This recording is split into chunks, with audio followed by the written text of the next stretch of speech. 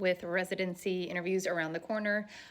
For those of you that are interested in starting a family or maybe have a family and are looking for how you can maximize your time with your family or make your life easier as a resident.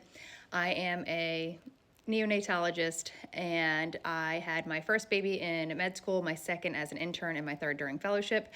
And some things I didn't even consider on the residency trail because I was, I guess, so naive. One, you can get a good feel for how family-friendly a program is by talking with the residents that are there, seeing if there are other residents or if some are out on maternity leave. I think when I interviewed, there were 2 pregnant residents, which was a good sign because that means the program is accommodating, and they actually went out at the same time, and it really didn't super impact the rest of our schedule.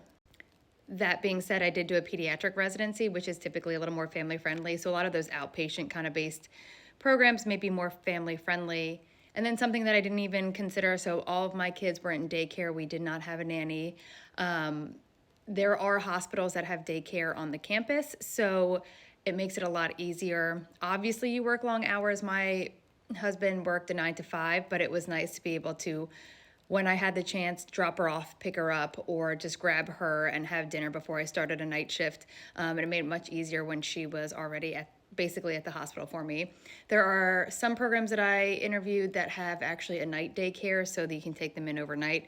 But definitely something that you can look out for when interviewing. But again, if you are interviewing and there's nobody having babies, or they talk about how difficult it is to get time off, obviously not a place that you may want to be, but it can be done. It is possible. It takes a lot of work, and it doesn't look like anybody else's journey, but just some things to consider when you're interviewing.